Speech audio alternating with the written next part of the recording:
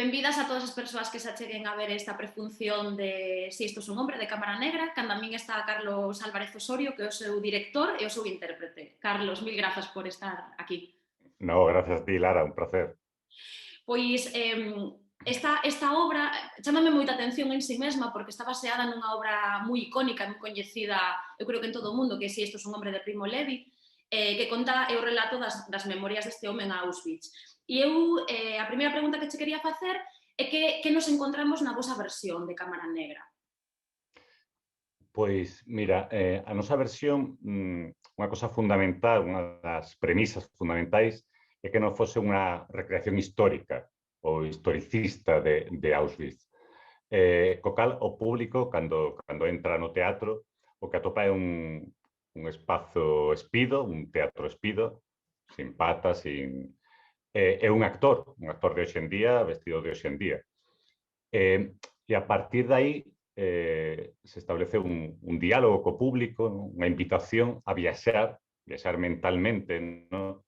Físicamente, pero non a través de eso, de unha recreación histórica, sino máis de unha viaxe vivencial, ¿no?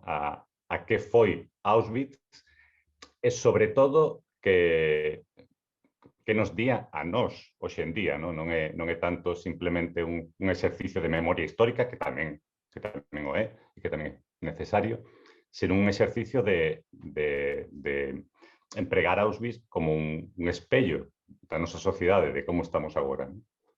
Claro, antes de preguntarche cal foi a motivación para escoller esta obra, quería preguntarche por cal foi o proceso para conseguir que esta obra exista, porque esta obra, se non me equivoco, foi moi pouco representada precisamente por problemas con... ai, Dios, agora non me sale a palabra. Con conseguir os autorización. Os dereitos. Os dereitos, sí. Eso, grazas. Sí. Entón, quería preguntar como foi o proceso para chegar aquí, a que se poida representar.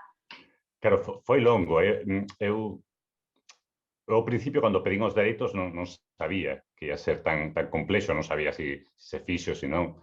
E de primeiras atopei un no rotundo, non por parte da familia, dos herdeiros de Levi.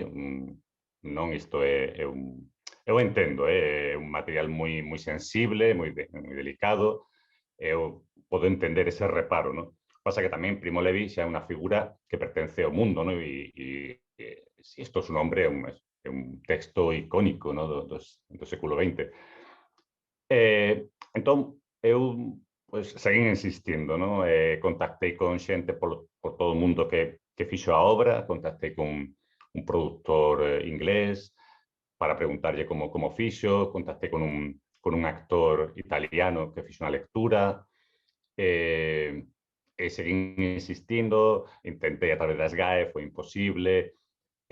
Bueno, ao longo de 10 anos. Foron 10 anos de ir buscando contactos, de ir chamando a portas, ata que conseguín que unha persona da editorial Eunadi, da editorial que manexa os dereitos, falara conmigo, falara e dixera, a ver, que queres facer?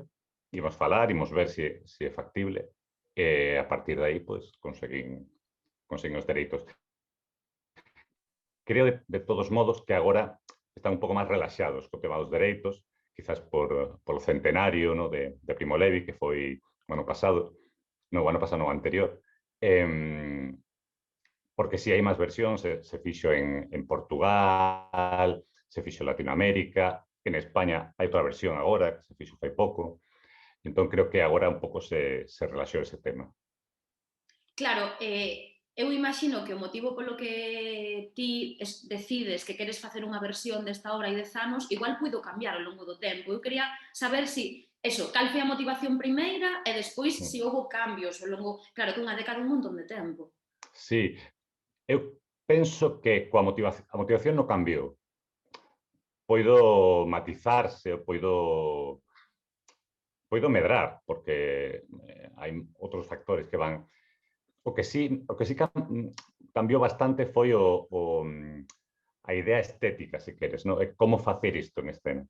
Porque ao principio, cando lín o texto, non sabía como se podía facer en escena. Esa é tamén unha... A mí gustame moito os textos que non sei como montar, non que non é simplemente vou collelo, lo monto, sino que hai un proceso que implica un coñecimento do texto, un coñecimento de un mesmo a través dese texto. Entón, a motivación foi... Bueno, é que o meu encontro co libro foi moi casual. Eu non coñecía Primo Levi fai 10, 12 anos. Recoñezo. E un día nunha librería de Santiago atopei o libro e chamou moitísimo a atención o título. No? Eu estou moi obsesionado de fai moito tempo co tema do humanismo, de que é ser humano, que nos converte en humano, cando perdemos esa humanidade. E o título chamoume moitísimo a atención, e cando vin que ia sobre Auschwitz, que é tamén un hito para mí que resoa con moita forza en mi inconsciente por moitos motivos, merquei no seguida e lino moi rápido. Parecime un texto fascinante, ¿no? Porque Levi non só fala de Auschwitz, ¿no? Evidentemente, e non só fala de Auschwitz de un victimismo, ¿no? De que malos eran os nazis, que mal o que fixeron, sino fala de moito máis, ¿no? Fai un análisis de como somos os seres humanos, en que momento perdemos a humanidade, tanto cando exercemos violencia sobre outro ou cando somos as víctimas, ¿no? Tamén perdemos aí a humanidade. E a complicidade dos propios xudeus e os propios presos. E, sobre todo, un concepto moi interesante que é ese reflexo da nosa sociedade, que el fala dun Auschwitz que non é só o Auschwitz das cámaras de gas que coñecemos, sino de o Auschwitz fábrica, o sea, de o Auschwitz industrial, o Auschwitz capitalista, ¿no? Como metáfora do noso capitalismo, de como somos pezas dunha engranaxe, de quen é útil e quen é inútil para a sociedade, e en función disso canto vales, si vales como consumidor ou como productor, ou se non vales non tes dereitos. É prescindible, ¿no? Todo iso está moi ben, moi ben. Primo Levi tiña unha visión moi científica, ¿no? Ele era científico, non era literato, e ten unha visión moi aceda e moi lúcida sobre a alma humana, ¿no? Non é nada poético, sino que é moi certero. Claro, nesto que estás dicindo de Auschwitz como sistema, non? Falabas antes ao principio de que a idea da obra é tamén traer esa idea de Auschwitz ao noso contexto actual, e eu quería che preguntar que lectura podemos facer con respecto á actualidade que nos está rodeando, non? Desde Primo Levi a eso, pois, o que está pasando en Gaza, ou o que pasa nos CIES, ou o que pasa nas fronteiras de todo o mundo, non? Que reflexan moito ese Auschwitz, eso como sistema, non? Que lectura crees que podemos facer os espectadores e espectadoras hoxe? Claro, hai unha doble lectura, penso. Hai moitas lecturas, pero hai casi, a grosso modo, hai unha que é de cara aos outros, digamos, ¿no? Esta visión que a obra, de feito, comeza con unha frase que é todo estranxeiro é un inimigo, ¿no? Con esa premisa de chamar estranxeiro, chamar o diferente, ¿no? Pois o que non pensa como a min, o inmigrante, o outro, o diferente a min, pode ser un enemigo. Ese medo que temos como sociedade o que é diferente e como lo estigmatizamos, convertimos en un perigo, un chivo expiatorio. Aí hai moito. En Auschwitz, Primo Levi di, ¿no? O perigo de eso, ¿no? De demonizar o outro diferente, é que podemos acabar en Auschwitz, ¿no? En algo moi parecido, ¿no? E, de feito, eso. Os CIES e todo isto, hai moito de todas esas cousas. Pero despois hai outra lectura, que é a nosa propia vida, a nosa sociedade, ¿no? Eso que falábamos antes, ¿no? Que somos útiles ou inútiles para a sociedade, e en función de eso temos uns dereitos ou non temos, ¿no?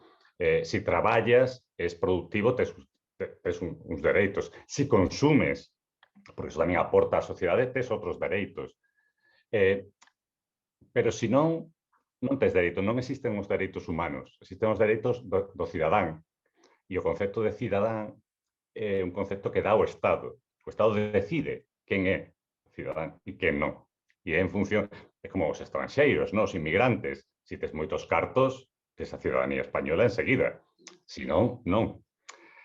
Todo se move aí, non? Todo se move polo inútil, e o inútil é o mesmo coas persoas, pero tamén coas disciplinas, non? A filosofía é inútil, fora, non? A economía é útil, dentro.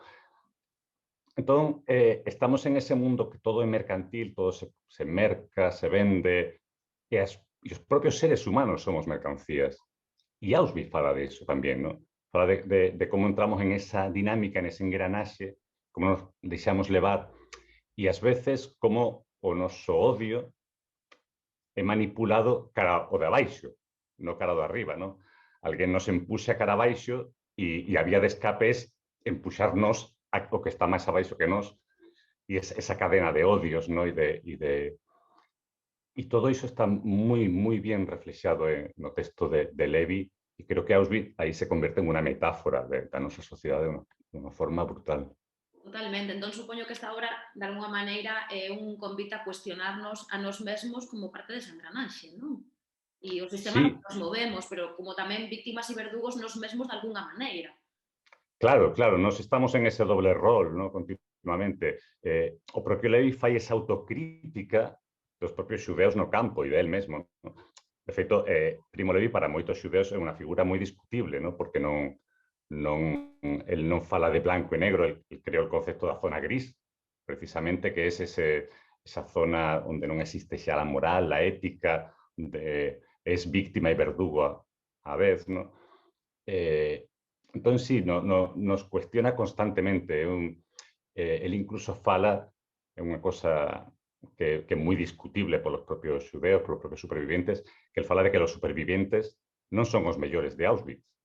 As mellores persoas que había en Auschwitz morreron todos, porque as boas persoas morren en este sistema. O sea, non poden integrarse. Quen se integra, quen consigue adaptarse, quen consigue medrar, é porque algo sacrificou da súa ética, no, da súa moral.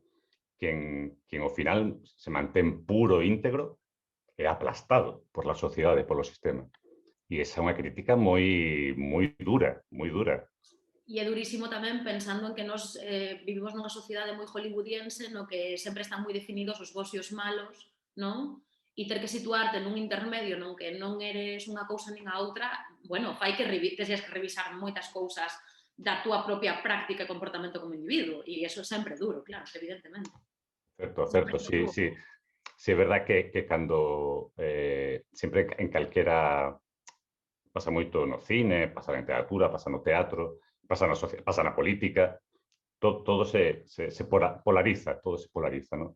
E son bandos extremos, e se un intenta ser equidistante ou autocrítico, enseguida os de un bando te din que eres do outro, enseguida te sitúan, ¿no? Ainda que ti non queras etiquetarte, pero estamos nunha sociedade que de algún xeito obligache a etiquetarte, a posicionarte continuamente en polos que ás veces son moi extremos e que non comulgas con ningún deles, ¿no?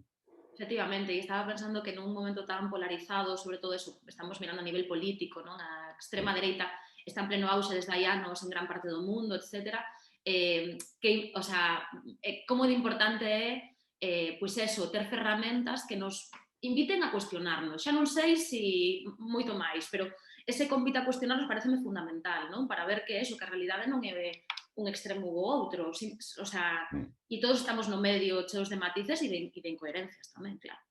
Sí, eu penso que é fundamental, porque eu penso, evidentemente, cada un cree que ten a verdade, ou a súa verdade, non? Cree que está... Pero a autocrítica e o exercicio da empatía, ¿no? De intentar ver os outros puntos de vista, creo que é fundamental en unha sociedade como a nosa, unha sociedade democrática.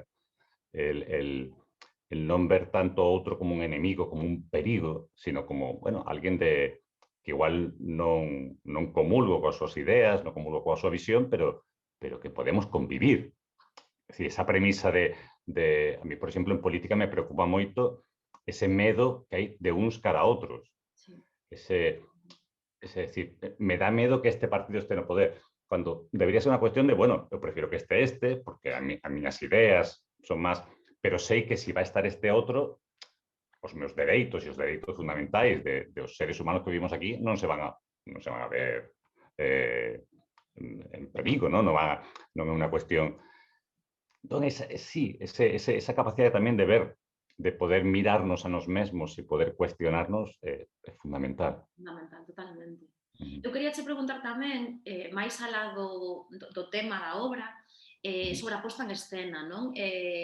Estás ti sostendo un monólogo no escenario, e quería che preguntar como outros elementos contribúen a esa posta en escena. Estaba pensando na iluminación ou, bueno, que me contes un pouco como se artella, non? Para poder sosterse este monólogo. Sí, é complexo, sí, porque claro, isto eu ao principio era un proxecto eu só, fixen a adaptación do texto, dirixín, actuei, pero quixen rodearme un pouco de algúns cómplices, eu chamei cómplices, non? Tanto para a interpretación, que me axudou Juanjo Villanueva, co corpo, porque hai un elemento fundamental na obra que é o proceso do corpo, no? Que hai Alfonso Hierro Delgado, que é bailarín, estivo conmigo traballando como para que non fose un busto parlante, no? Para non simplemente dicir as palabras de Levi, sino que transiten polo corpo, no?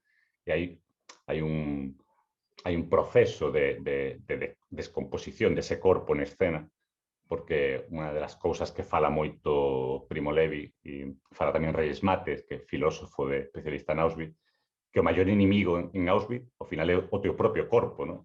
Como se volve contra ti, porque a fame, o cansancio, o sono, os golpes, todo iso vai provocando que o teu corpo sexa algo que te queres quitar de enriba.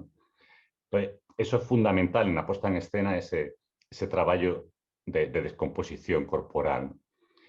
Despois está conmigo traballando en directo, digamos, Violeta, que é a diseñadora de iluminación, que estivo conmigo no proceso.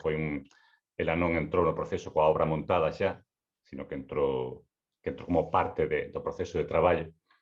E a iluminación está moi pegada á posta en escena, ao traballo actoral, ao traballo físico, á palabra. Hai unha interrelación continua. Digamos que nos vertebramos a obra en 3 planos. Está o actor, que son eu, que está en escena co público, que ten unha luz, que ten un espacio, que ten unha forma de estar. Despois ese actor se transforma nun testigo de Auschwitz, que lembra Auschwitz. E despois hai un tercer elemento, que é onde xoga toda a luz e onde xoga toda a puesta en escena, que é Auschwitz. O sea, entramos en Auschwitz realmente. Entramos en ese mundo. Que é un mundo que quixemos que fose moi, digamos, un pouco de película de terror, ¿no? De película de ciencia ficción casi, ¿no? Hay una distopía cuando falamos de 1984, de Un mundo feliz, de Huxley.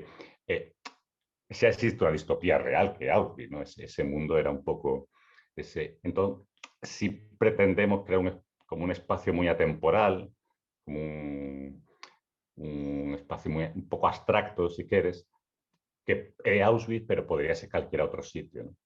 Hai un elemento tamén fundamental na posta en escena que son as proyeccións. Xogamos con proyeccións de vídeo, pero son palabras o que xogamos. O sea, non hai proyección dos campos, ni nada de estos. Son palabras. Esas palabras teñen un valor en sí como o texto que din, pero tamén ás veces son un elemento puramente escenográfico. O peso das palabras en alemán, que non sabemos que significan, pero que están aí e pesan e son agresivas, ¿no? El lenguaxe a veces é como moi duro, como un bofetón, ¿no? De feito, tamén Levi fala de que habría que inventar unha nova linguaxe a partir de Auschwitz para nombrar determinadas cousas. Entón, digamos que entre o corpo do actor, ¿no? A luz que se va transformando e esas proyeccións que son como esos textos dos alemáns, ¿no? Eses puñetazos, se artella un pouco a posta en escena. Wow. É un super convite isto que estás contando a ir a vela dende logo. Eu queria che facer xa a última pregunta, que estamos la facendo en todas as prefuncións, que é un pouco a pregunta contextual, non? No ámbito das artes escénicas. 2020 foi un ano de parón obrigado, evidentemente, e 2021 está sendo un ano en xeral bastante incerto e eu quería te preguntar, pois, bueno, pois como ves desde Cámara Negra, pois, o escenario, non? Digamos, está sendo fácil retomar, sigue sendo todo moi incerto, bueno, un pouco o estado da cuestión. Sí, sigue sendo todo moi incerto, non? Aínda non saímos da pandemia, non sabemos cando sairemos. E si é verdad que hai dos cuestións. Unha é que os aforos siguen sendo moi limitados en moitos sitios, que iso fai que haya programadores que non programen, porque pensan que aínda, ou que programen pouco porque teñen pouco público. Aínda estamos tamén como programaciones que están adiadas, que veñen espectáculos que de repente este semestre que temos que programar espectáculo do semestre anterior, ¿no? E agora se nos cae outro. Entón están como renqueando todas as programacións e aínda non... Sempre foi complicado. O sea, sempre o teatro está como en eterna crisis, sempre é complicado bueno, un pouco dentro da dinámica esta Auschwitz, vender obras, ¿no? A mí ese concepto de vender obras de teatro me parece un pouco horrible, pero es así, ¿no? Hay un mercado teatral, hay que vender las obras dentro de ese mercado teatral. Y ese mercado teatral hoy en día está un pouco desarticulado, un pouco requeante aínda. Evidentemente está mellor a cosa que fai 6 meses. Yo creo que ahora también las probabilidades de suspender un espectáculo son moito menores y parece que va todo hacia unha certa normalidade. Pero aínda imos ver esta cuestión das funcións adiadas, ¿no?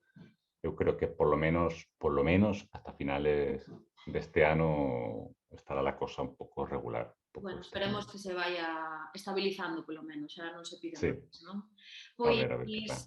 Eu só quero recordar a quen está vendo a prefunción que toda a información sobre entradas e a función do 29 de maio de Si isto es un hombre de Cámara Negra está na página compostelacultura.ol e darche moitísimas grazas, Carlos, por esta conversa e extender un convite a que a xente vaya a vela.